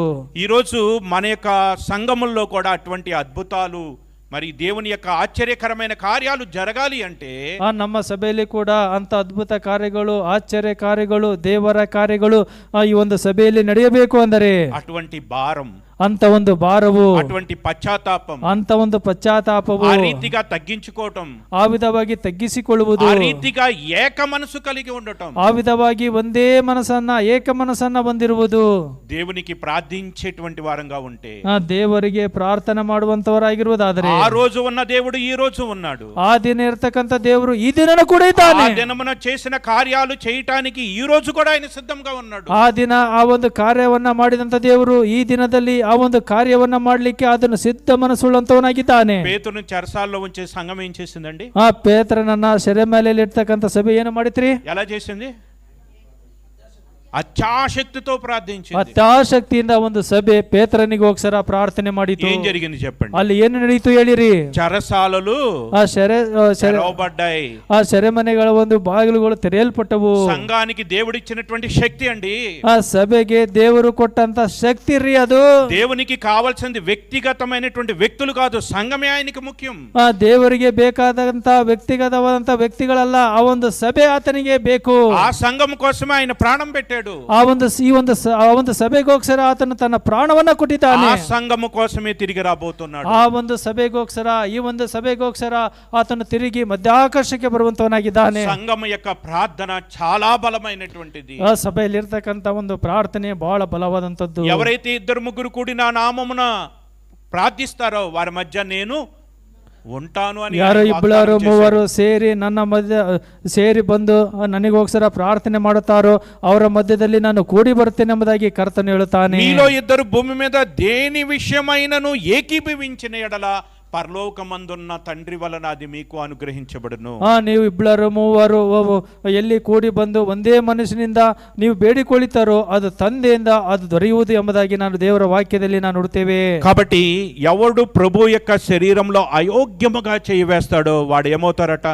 ನೋಡ್ರಿ, ಕರ್ತನ ಶರೀರದಲ್ಲಿ ಯಾರಾದ್ರೂ ಅಯೋಗ್ಯವಾಗಿ ಪಾಲನ ಹೊಂದಿದ್ರೆ ಏನಾಗುತ್ತಾರಂತೆ? శిక్షా విధికి కారణమవుతారు. ಶಿಕ್ಷಾ ವಿಧಿಗೆ ಕಾರಣರಾಗುತ್ತಾರೆ. అయితే యోగ్యమైనటువంటి రీతిగా ప్రభు యొక్క బలలో చేయి వేస్తే, ಯೋಗ್ಯವಾದಂತ ರೀತಿಯಲ್ಲಿ ಕರ್ತನ ಮೇಜಿನಲ್ಲಿ ಪಾಲನ ಹೊಂದುವುದಾದರೆ క్షేమము అభివృద్ధి పొందుతారు. ಕ್ಷೇಮವು ಅಭಿವೃದ್ಧಿ ಉಂಟಾಗುತ್ತದೆ. కాబట్టి ప్రభు యొక్క బలలో చేయి వేసేటప్పుడు ప్రభు చెప్పినటువంటి రీతిగా నన్ను జ్ఞాపకం చేసుకొనుము అంటే అర్థం ఏమిటంటే, ನೋಡ್ರಿ, ಕರ್ತನ ಮೇಜಿನಲ್ಲಿ ಕೈ ಹಾಕುವಾಗ ನೀವು ನನ್ನನ್ನ ಜ್ಞಾಪಕ ಮಾಡಿಕೊಳ್ಳಿರಿ, ನೆನಪು ಮಾಡಿಕೊಳ್ಳಿರಿ ಎಂಬುದಾಗಿ ಕರ್ತನ ಹೇಳುವುದಾದ್ರೆ ಅದರ ಮಾತಿನ ಅರ್ಥ ಏನು ಅಂದರೆ, ప్రభు యొక్క శరీరము ఏ రీతిగా ఒక్కటిగా ఉన్నదో, ಆ ಕರ್ತನ ಶರೀರವು ಯಾವುದವಾಗಿ ಒಂದೇ ರೀತಿಯಾಗಿದೆಯೋ ఆ యొక్క శరీరంలో అవయములుగా ఉన్నటువంటి మనము కూడా ఒక్కటిగా ఐక్యత కలిగి ఏక మనసుతో మనము ప్రార్థించే వారముగా సంఘ క్షేమాభివృద్ధి కొరకు పని చేసే వారముగా ఉండాలి అనేటువంటిది దేవుని యొక్క ఉద్దేశమై ಆ ಒಂದು ಶರೀರದಲ್ಲಿ ಪಾಲು ಅಂತಕ್ಕಂಥ ನಾನು ನೀನು ಒಂದೇ ಮನಸ್ಸಿನಿಂದ ಒಂದೇ ಹೃದಯದಿಂದ ಒಂದೇ ತಾತ್ಪರ್ಯದಿಂದ ಪ್ರಾರ್ಥನೆ ಮಾಡುತ್ತಾ ಆ ಕರ್ತನ ಸೇವೆಗೋಸ್ಕರ ಕೆಲಸಕ್ಕೋಸ್ಕರ ಪ್ರಾರ್ಥನೆ ಮಾಡಬೇಕೆಂಬುದಾಗಿ ಆತನ ಆಸೆ, ಆತನ ಕೋರಿಕೆ ಅದಾಗಿದೆ. ఈ రీతిగా ఐక్యత ద్వారా, మనలో ఉన్నటువంటి ఐక్యత ద్వారా ప్రభు యొక్క మరణాన్ని ప్రచురిస్తూ ఉన్నామంట. ನಾವು ಆ ಕರ್ತ ಈ ವಿವಿಧ ಇರ್ತಕ್ಕಂಥ ಐಕ್ಯತೆ ಮುಖಾಂತರ ನಾವು ಕರ್ತನ ಮರಣವನ್ನ ನಾವು ಪ್ರಚಾರ ಪಡಿಸುತ್ತೇವೆ ಅಂತ. అనగా ఆయన యొక్క మరణము ద్వారా మనలో వచ్చినటువంటి ఈ ఐక్యతను చూచి లోకము ఆశ్చర్యపడాలి. ನೋಡ್ರಿ, ಆ ಐಕ್ಯತೆಯಿಂದ ಆತನ ಮರಣವನ್ನ ಪ್ರಚಾರ ಪಡಿಸ್ತಕ್ಕಂಥ ನಮ್ಮನ್ನ ನೋಡಿ ಲೋಕವು ಅದು ಆಶ್ಚರ್ಯ ಪಡಬೇಕು. ఈ రోజు లోకంలో చూచినట్లయితే సువార్తకు ఎంతో ఆటంకం. ನೋಡ್ರಿ, ಈ ಲೋಕದಲ್ಲಿ ನಾವು ನೋಡುವುದಾದ್ರೆ ಸುವಾರ್ತೆಗೆ ಆಟಂಕ ಇದೆ, ಅಡ್ಡಿ సువార్త ಇದೆ. కోసం వెళుతూ ఉంటే ఆ యొక్క సువార్థికులను, పరిచారకులను, సేవకులైనటువంటి వారిని కొట్టడం, అవమానించడం, దూషించడం మనం చూస్తూ ఉన్నాం. ನೋಡಿ, ಸುವಾರ್ತೆಗೆ ಹೋಗ್ತಕ್ಕಂಥ ಸಂದರ್ಭದಲ್ಲಿ ಸುವಾರ್ತೆಗೆ ಹೋಗ್ತಕ್ಕಂಥ ದೇವರ ಮಕ್ಕಳನ್ನ, ದೇವರ ಪ್ರಜೆಗಳನ್ನ, ದೇವ ಸೇವಕರನ್ನ ಎಷ್ಟೋ ಹಿಂಸಿಸುವುದು, ಎಷ್ಟೋ ಒಡೆಯುವುದು, ಎಷ್ಟೋ ಗಲಿಬಿಲಿ ಮಾಡುವುದನ್ನ ನಾವು ನೋಡ್ತೇವೆ. దేవుడు చూస్తున్నారండి. ದೇವರು ನೋಡ್ತಾ ಇದ್ದಾರ್ರಿ. దేవుడు చూడట్లేదా? ದೇವರು ನೋಡ್ತಾ ಇಲ್ಲವಾ? తన మిమ్మును ముట్టినవాడు నా యొక్క కనుగుడ్డును ముట్టినవాడు అని చెప్తున్నారు. ನಿಮ್ಮನ್ನ ಮುಟ್ಟಿದಂತವನು ನನ್ನ ಕಣ್ಣು ಗುಡ್ಡೆಯನ್ನ ಮುಟ್ಟಿದಂತವನು ಎಂಬುದಾಗಿ ಹೇಳ್ತಿದ್ದಾನೆ. ఆయన కనుగుడ్డు ముట్టినప్పటికీ కూడా ఆయన ఎందుకు మౌనంగా ఉంటున్నాడు? ಆತನ ಕಣ್ಣು ಗುಡ್ಡೆಯನ್ನ ಮುಟ್ಟಿದ್ರು ಕೂಡ ಆತನು ಯಾವುದಕ್ಕೆ ಮೌನವಾಗಿದ್ದಾನೆ ನಮ್ಮ ಕರ್ತನು? కనీసము సాతాను యొక్క దాడిని బట్టి అయినా సంఘంలో ఏం రావాలి? ಕನಿಷ್ಠ ಸೈತನ ದಾಳಿಯಿಂದ ಸಭೆಯಲ್ಲಿ ಏನು ಬರಬೇಕು? ಏನು ಬರಬೇಕು? ಐಕ್ಯತೆ ರಾవాలి. ಐಕ್ಯತೆ ಬರಬೇಕು.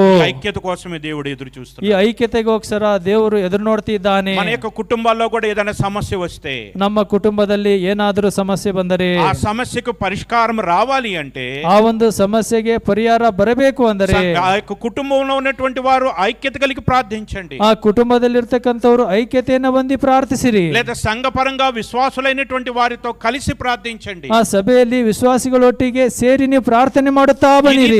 ఏకీభవించి ఏక మనసుతో చేసేటువంటి ప్రార్థన బహు బలము కలిగినటువంటిది. ಈ ವಿಧವಾಗಿ ಒಂದೇ ಮನಸ್ಸಿನಿಂದ ಏಕ ರೀತಿಯಲ್ಲಿ ಕೂಡಿ ಬಂದು ಪ್ರಾರ್ಥನೆ ಮಾಡುವಂತದ್ದು ಆ ಬಲವಾದಂತದ್ದಾಗಿದೆ. అది దేవుని సింహాసనాన్ని కదిలిస్తుంది. ಅದು ದೇವರ ಸಿಂಹಾಸನವನ್ನ ಅದು ಕದಲಿಸುವಂತದ್ದಾಗಿದೆ. దేవుని యొక్క కృపా క్షేమములు మనకు వచ్చినట్లుగా చేస్తుంది. ಆ ದೇವರ ಕೃಪಾ ಕ್ಷೇಮಗಳು ನಮಗೆ ಬರುವಂತೆ ಅದು ಮಾಡುತ್ತದೆ. కాబట్టి ప్రభు యొక్క బలలో యొక్క పరమార్థం మనకి ఏం తెలుస్తుంది ತೋರಿస్తుంది అంటే ಆ ಕರ್ತನ ಒಂದು ಮೇಜಿನ ಪರಾತ್ಮ ಅದೇನು ತೋರಿಸ್ತದೆ ಅಂದರೆ ఐక్యతను ಇದು సూచిస్తుంది. ಐಕ್ಯತೆಯನ್ನ ತೋರಿಸುತ್ತದೆ. ఒక శరీరంలో తింటున్నాం, ಒಂದೇ ಶರೀರದಲ್ಲಿ ఒక ತಿನ್ನುತ್ತೇವೆ, రక్తంలో ಒಂದು పాల్పంచుకుంటున్నాం, ರಕ್ತದಲ್ಲೇ ನಾವು ಕುಡಿಯುತ್ತೇವೆ. ఒక శరీరంలో అవయములుగా బ్రతకాలని ప్రభు మనకు తెలియజేస్తున్నాడు. ಆ ಒಂದು ಶರೀರದಲ್ಲಿ ಒಂದೇ ಅವಯವಗಳಾಗಿ ನಾನು ನೀನು ಬದುಕಬೇಕೆಂಬುದಾಗಿ ಕರ್ತನವರು ನನ್ನನ್ನ ನಿನ್ನನ್ನ ಕೋರುತ್ತಿದ್ದಾರೆ. ఒక్కటే శరీరము, ಒಂದೇ ಶರೀರವು, ఒక్కటే ప్రభువు, ಒಬ್ಬನೇ ಕರ್ತನು, ఒక్కడే తండ్రి, ಒಬ್ಬನೇ ತಂದೆ, ఒక్కటే ఆత్మ, ಒಂದೇ ಆತ್ಮ, ఒక్కటే బైబిలు, ಒಂದೇ ಸತ್ಯವೇದ, ఒక్కటే బాప్తిసము,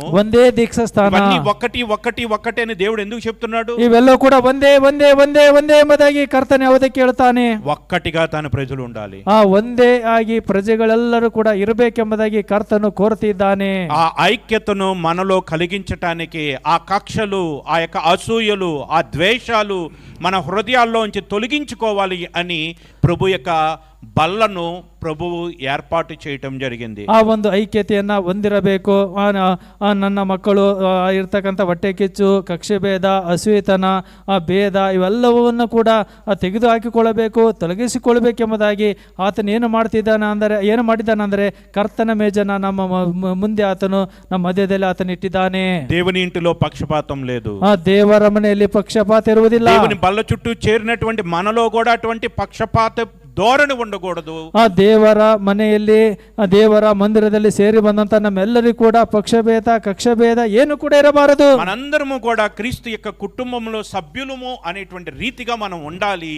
ನಾವೆಲ್ಲರೂ ಕೂಡ ಆ ಸಭೆಯಲ್ಲಿ ಎಲ್ಲರೂ ಕೂಡ ಒಂದೇ ಸದಸ್ಯರು ಎಂಬ ಒಂದು ಅನುಭವದಿಂದ ಇರಬೇಕೆಂಬುದಾಗಿ ಆತನು ಕೋರುತ್ತಾನೆ. అటువంటి ఐక్యతను మనలో కలిగించటానికే తన పరిశుద్ధాత్మని వరాన్ని దేవుడు మనకిచ్చాడు. ಇಂಥ ಒಂದು ಐಕ್ಯತೆಯನ್ನ ನನಗೂ ನಿನಗೂ ಕೊಡುವುದಕ್ಕೋಸ್ಕರ ಪರಿಶುದ್ಧಾತ್ಮನನ್ನ ವರವಾಗಿ ನನಗೆ ನಿನಗೆ ಆತನು ಅನುಗ್ರಹಿಸಿದ್ದಾನೆ. కాబట్టి ప్రభు యొక్క బల్ల యొక్క పరమార్థం ఏమిటి అంటే ಕರ್ತನ ಮೇಜಿನ ಒಂದು ಪರಾತ್ಮ ಏನು ಅಂದರೆ మనలో ನಮ್ಮಲ್ಲಿ ఏక మనసు, ఐక్యత కలిగి ಒಂದೇ ಮನಸ್ಸು, ಏಕ ಮನಸ್ಸು, ಐಕ್ಯತೆಯನ್ನ ಹೊಂದಿರಬೇಕೆಂಬುದಾಗಿ ఒక శరీరమందు అవయములుగా ಒಂದೇ ಶರೀರದಲ್ಲಿ ಅವಯಗಳಾಗಿ సంఘం యొక్క క్షేమాభివృద్ధి ಸಭೆಯ ಕ್ಷೇಮಾಭಿವೃದ್ಧಿಗೋಸ್ಕರ మనందరము పని చేసే వారంగా ನಾವೆಲ್ಲರೂ ಕೂಡ ಕೆಲಸ ಮಾಡುವಂತವರಾಗಿರ್ಬೇಕೆಂಬುದಾಗಿ. సేవకుడు మాత్రమే చేసేది కాదు, ಇದು ಕೇವಲ ಒಬ್ಬ ಸೇವಕರು ಮಾಡುವಂತದ್ದಾಗಿರುವುದಲ್ಲ.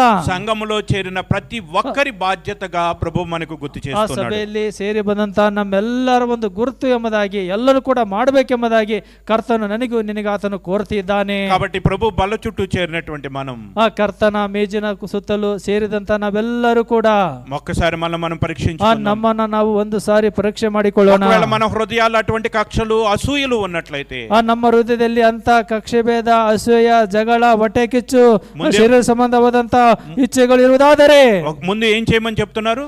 ಮುಂದೆ ಏನು ಮಾಡಿ ಎಂಬುದಾಗಿ ಆತನು ಹೇಳುತ್ತಾನೆ. నీ యొక్క బలిపీఠము దగ్గర ముందు అర్పణను విడిచిపెట్టి సమాధాన పడమంటున్నారు. ಮೊದಲು ನೀನು ಈ ಯಜ್ಞವೇದಿಯ ಮುಂದೆ ನೀನು ಅದನ್ನ ಬಿಟ್ಟು ನೀನು ಸಮಾಧಾನವನ್ನ ಪಡು ಎಂಬುದಾಗಿ ಆತನು ಹೇಳ್ತಿದ್ದಾನೆ. కాబట్టి మన హృదయాల్లో ఉన్నటువంటి కక్షలు, అసూయలు అవన్నీ కూడా మనల్ని బలహీనపరిచి శరీర సంబంధులుగా మార్చి అపవాది తన వెంట తీసుకుని పోవాలని చేస్తున్న తంత్రములు. కాబట్టి ఆ తంత్రములకు మనం చిక్కకుండా ఐక్యత కలిగి ఉండాలని ప్రభు యొక్క బల్ల యొక్క పరమార్థముగా ఉన్నది. కాబట్టి ఆ రీతిగా మనలో ఐక్యతను కలిగి ఉండటానికి, ఐక్యపరిచేటువంటి ఆత్మను కలిగి ముందుకు సాగుదాం. అట్టి భాగ్యాన్ని దేవుడు మనందరికీ అనుగ్రహించును గాక. ಕಕ್ಷಭೇದ, ಹೊಟ್ಟೆ ಕಿಚ್ಚು, ಅಸೂಯತನ ಇವೆಲ್ಲವುಗಳನ್ನು ತೆಗೆದುಕೊಂಡು ಆತನ ಏನು ಮಾಡ್ತಾನೆ ಅಂದ್ರೆ ನಮ್ಮನ್ನ ಕೆಡಿಸ್ತಾನೆ. ಕರ್ತನವರು ಏನು ಮಾಡ್ತಿದ್ದಾರೆ ಅಂದ್ರೆ ನಮ್ಮೆಲ್ಲರೂ ಕೂಡ ಸಮಕೂಡಿಸಿ ಒಂದೇ ಮನಸ್ಸು, ಏಕ ಮನಸ್ಸು, ಒಂದೇ ಹೃದಯ, ಒಂದೇ ತಾತ್ಸರ್ಯವನ್ನ ಹೊಂದಿ ಆ ಮೇಜಿನಲ್ಲಿ ನಮ್ಮನ್ನು ನಾವು ಪರೀಕ್ಷೆ ಮಾಡಿಕೊಂಡು ಮೇಜಿನಲ್ಲಿ ಪಾಲನ್ನು ಹೊಂದಿ ಯೋಗ್ಯರಾಗಿ ನಡೆದುಕೊಳ್ಬೇಕೆಂಬುದಾಗಿ ಆತನು ಕೋರ್ತಿದ್ದಾನೆ.